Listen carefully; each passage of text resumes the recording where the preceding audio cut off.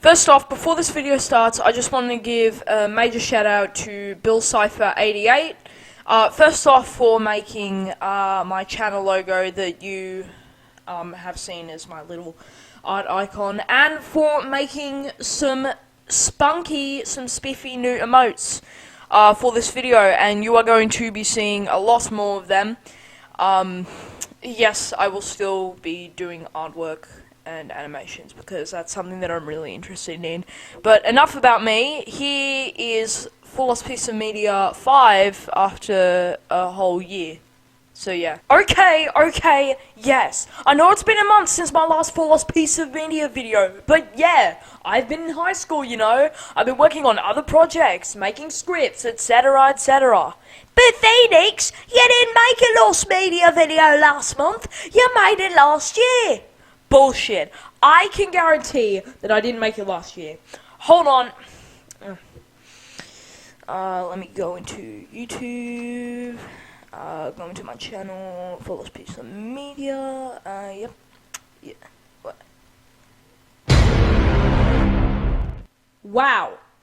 Last Lost Media video I did was last year? Fuck, man.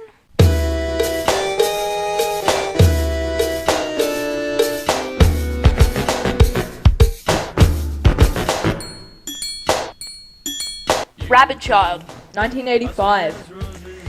In 1985, They Might Be Giants created their famous 1985 demo tape, filled with demos of songs that would later be finished on EPs and albums. One of the songs was Rabbit Child, which would end up being on They Might Be Giants' first album. But did you know there was a music video of Rabbit Child created in 1985? Chances are you probably didn't. It was an obscure piece of media for over 20 years before its inclusion on Gigantic, a documentary on the band directed by AJ Schnack. And even then, it's not the entire music video. It had Linnell and Krause wearing face masks, and Linnell later wearing a carpet hat, in a colourful room, playing the accordion while Flansburgh thrusts his hands in sluggish motions, singing into the camera while clinging onto a wall. The entire music video has been kept in hiding, and to this day, no one knows why. With Don't Worry Kyoko, They Might Be Giants has stated a reason as to why that old, reel-to-reel 70s recording has not seen the light of day. But with the Rabbit Child music video, They Might Be Giants have been surprisingly quiet for all this time. H.H. Schnack had asked about getting the full video into the Gigantic documentary, but, as he quoted, I was quickly but politely laughed out of the room. Or would have been if we had been in the same room. Many people say it was because they were in the middle of moving apartments at the time, but I don't think that's the case. In my opinion, maybe it was something they wanted to release but didn't have the platform to do so, and when they got popular in the late 80s, they just decided not to go public with it. But then again, They Might Be Giants has released many classic tracks from as early as Penguin, which was one of their very first songs. They even decided to release a former TMBG Instant Fan Club exclusive as an actual album. It's unknown if the music video will ever get released, but I'd much rather make do with the reason why.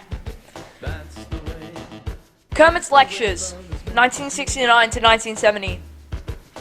We're back to the first season of Sesame Street, the king of lost skits. Since this video will take 50 years... Hey, wait a minute. Sesame Street is 50 years. But anyways, it would take 15 years to complete if I talk about everything. Once again, I will be here to talk about 3 of them. And they're all from a side series of skits called Kermit's Lectures.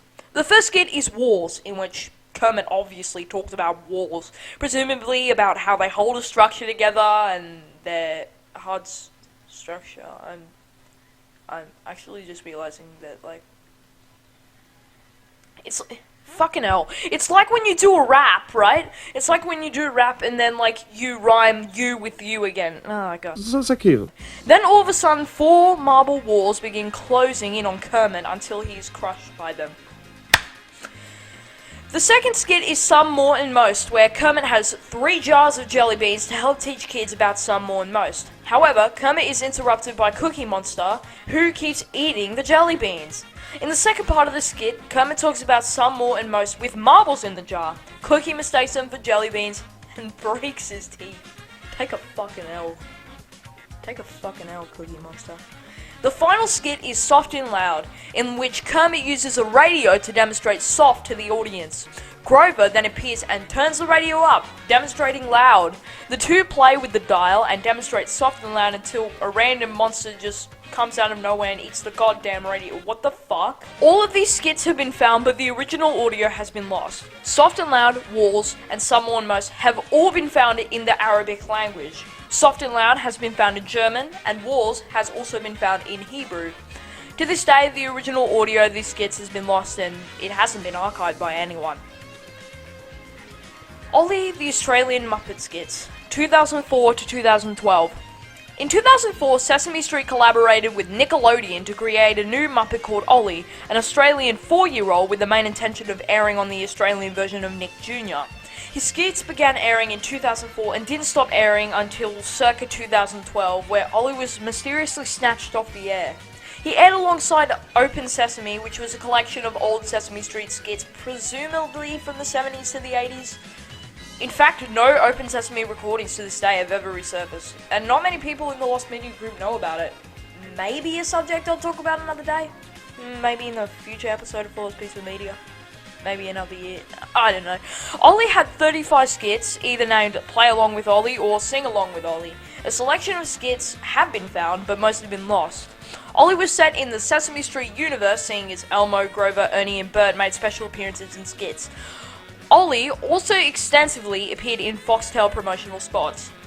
Originally, Ollie was supposed to make an official appearance on Sesame Street, finally being introduced globally to kids from many other countries, but out of nowhere, like the RKO, his segment was nicked off the air along with him. There was no clear reason as to why he disappeared from television, as Sesame Workshop and Nickelodeon have never given any light on it, but as it stands, Ollie may never come back to the air, leaving the remaining skits undocumented and lost. Christine Chubbuck's Suicide Tape, 1974. In 1974, news anchor Christine Chubbuck was doing a newscast for Suncoast Digest, which had confused multiple co-workers due to the fact that she had never read a newscast for the news block. In the first 8 minutes, she covered a selection of news stories. Eventually, she had to report on a story about a shooting at the Bee and Bottle restaurant. The tape had jammed into the camera so it wouldn't run on the newscast. Chubbuck then out of nowhere said these words.